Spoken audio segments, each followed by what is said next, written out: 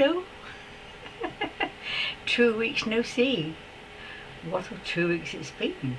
It's very hot here in the UK, and I'm doing this video at night time because I think the light's softer and it's a bit more balanced, and I think I've got less wrinkles. I've had a really wonderful day today. I want to share it with you because first of all I'll just tell you what happened before I go on to the title of my little talk, which is called The Park Bench. What happened actually, my wound is healed. It will take 3 months to heal. I've had a shower today for the first time in weeks. I'm going to be washing, but a proper shower. And also I've actually achieved my ascension. Now, I know, I'm questioning and I'm thinking about it, and it feels right, so I'm just passing on. It happened about 3 days ago actually.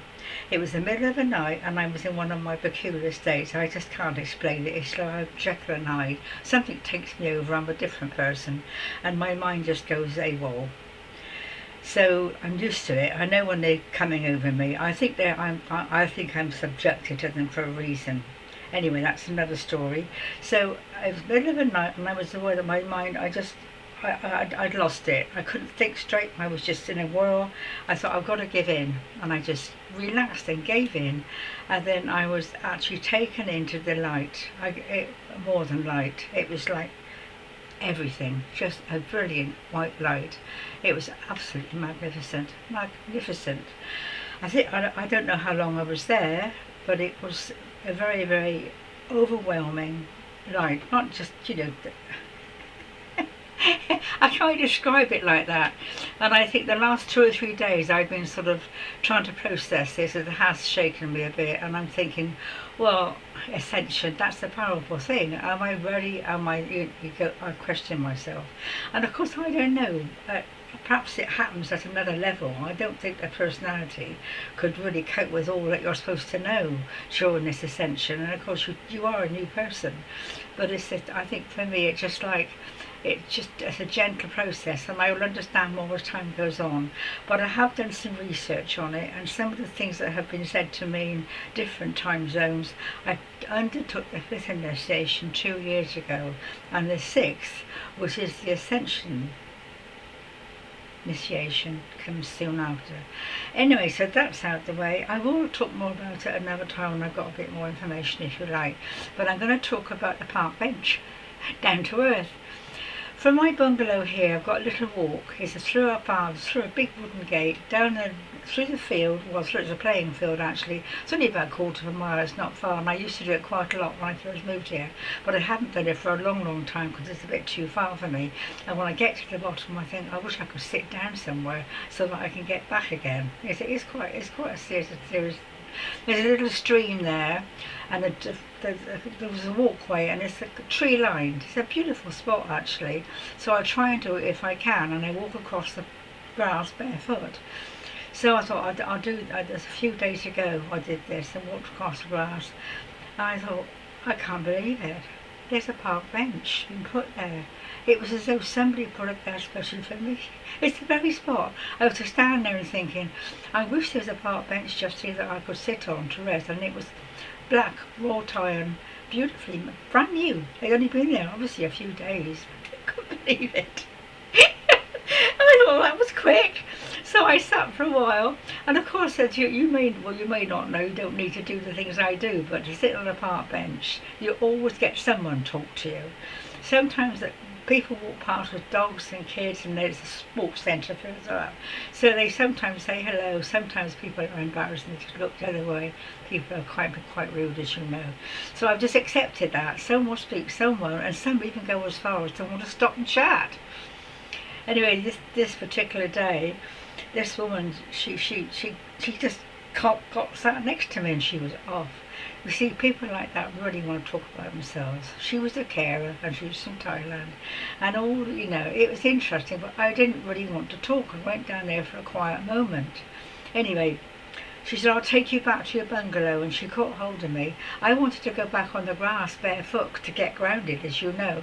But oh no, you can't do that, that's true. We're going to go. So this was the kind of a control thing.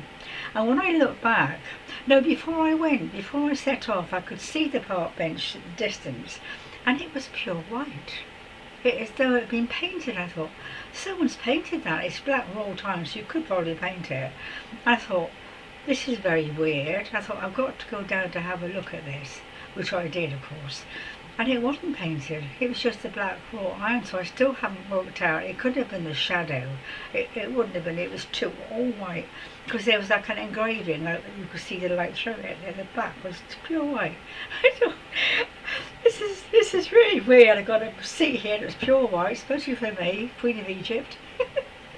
So, I have quite a good time. Of course, I've met many a man on a park bench in town, sit on a park bench, and there's always somebody, usually an old man, an old chap, sits down next to you, wants to chat, so it's a social life really. I've got the hang of it now. If you want to speak to somebody, go to sit on a park bench.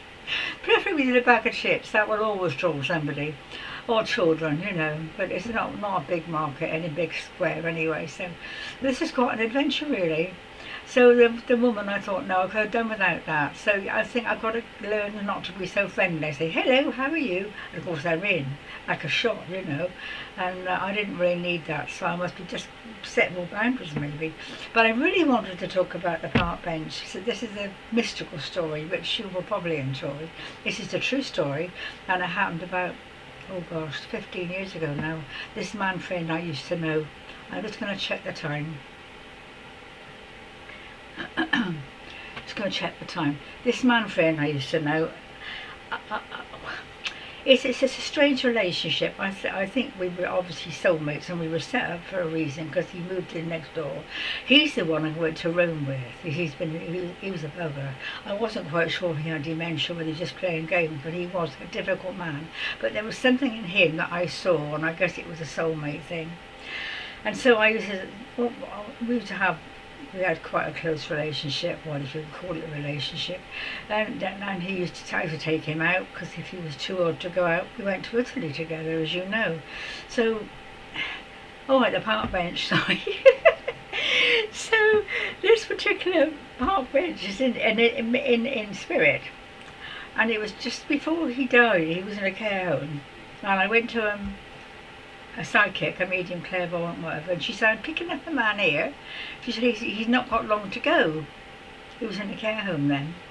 And he tuned into her, and she said, he's not got long to go, but he will come back and give you proof of spirit, which I thought was very sweet. I mean, he obviously was about to go. He wasn't at all well. So I waited for it. I think it was a few weeks probably, and they rang me one day and said he's gone. So, and it was about a week later, I think, in my mind, I'm not sure whether it was a dream or meditation, but the experience was that I came across this man friend sitting on a park bench. Now, he was sitting on a wooden park bench. He used to wear a trilby, very tall, very good-looking man. Even in his old age, he was a very good-looking man, had a real charisma.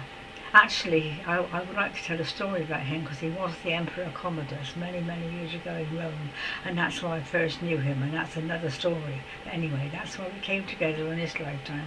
I know what it was, and I will tell you some other time, but now I'm going to just tell the story. About the park bench, and he stood up in all his glory and looked down at me, put his arms all round me, and I looked up at him, and we had a little chat. And I suddenly realised, I said, but you're supposed to be dead. You're not supposed to be here. Oh, he said, don't worry about that. He said, you're in the illusion. I'm in the real world. He looked wonderful. Sparkling blue eyes, clear skin. I mean, for an old man, hair. It was him, but obviously of a higher vibration. It was just absolutely magical. I've never forgotten it. And I tell that story to people who often don't believe me, of course, but it was him. He'd come back to give me truth of spirit. I mean, it was so real. I felt him, I saw him, I talked to him, and it was like he was really there. And of course he wasn't. He wasn't on the earth plane. So, anyway, make of it what you will. So the park bench, that's a mystical story, this park bench. The earthly park bench is the one I've kind of found a way of socialising with. And it was the other day, a young man, oh, he was lovely. There's a lot of young men round here because it's a sports centre, you see. They play cricket or they're swimming or whatever. And this man, he walked by and gave me the most beautiful smile. He must have been about 17, 18, and it really, I felt quite tearful. I got back home, I had to have a good cry over it. I thought, why am I so upset about this man that's just smiled at me? But it was the spirit. I think I knew him. I think what's happening for a lot of us is we're re-meeting our soulmates. Do you find that? Soul tribe, they call it, I think. Every now and then you meet somebody, you think, gosh, I know you. And the nurse at the local treatment room, she gave me a lovely hug the other day, and I thought, I know you too. No matter what age, what sex, but this young man, I thought he's going to have a hard time. He's going to get very hurt because he was so sweet. I thought he's going to get hurt. And I do feel sorry for the kids today. It's a very hard time, especially the chaps. I mean, the girls aren't what the girls used to be. They're more like men, aren't they, a lot of them? So I think he's very sensitive and, felt really, I don't know, I'll never see him again, I suppose, but it was just one of those moments. I thought, gosh, that's a soul connection. It's really sweet.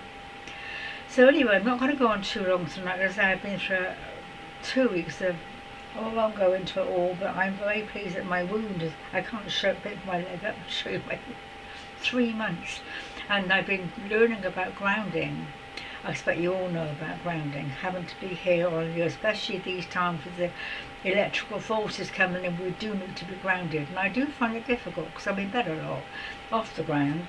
So I'm taking it into walking around barefoot and going outside when I can, like walking across the playing field barefoot if I can. Not so sure about the winter. So I think when I took this dressing off last week, it was hard. It was healing, but not as well. This week she took off. So my goodness, there was a huge scab.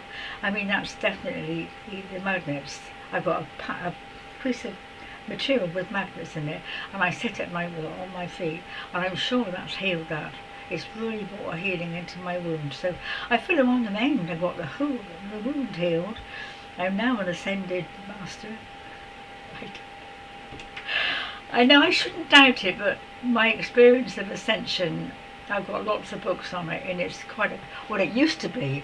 I think the thing is, maybe it's changing, but you used to have to go through all sorts of teachings and initiations and letting goes. But then when I'm reading this report on the internet, sorry, I'm jumping around today, aren't I? When I read the internet, it says here that you will feel electricity in your cells. Though I have felt that. I think I've mentioned it to you. I was quite frightened. It was horrible. I felt I was on fire. And it goes through all the possible symptoms of the 6th ascension, which is the highest. What is it? Once you're in the 6th ascension, you don't have to come back, apparently. I'll do some more research if you'd like to, but you can look it up yourself. It's very interesting because that's where we're all heading anyway, don't we? We hear about this ascension thing, but I didn't think, well, I'm not sure. I mean, I can't say it's been one of my ambitions, but I was quite surprised when I came to and I thought that was ascension. I sort of knew it was. Now, one of the masters said you're one of us now. It's been little things I've picked up that kind of confirms it, but I don't know. I don't seem to fit the pattern of these masters who know so much. I mean, they're amazing. They know so much. They can do all sorts of things. Well, maybe it's at another level. Maybe it's at it's not in the personality. Maybe it's somewhere. Certainly, that's quite an interesting video. Jumping around, sorry about that, but I say I haven't done one for a couple of weeks. I was beginning to get a bit of practice. So I hope that sort of, cheered you up really, because that's positive news that you do get well and do get ascended. And there's all these beings in spirit that, I mean, it was just so real. I mean, really, he was more real then. As he said, this is the real world.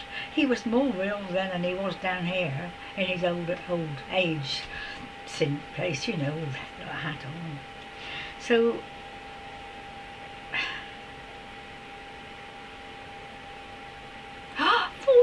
I'm gonna go.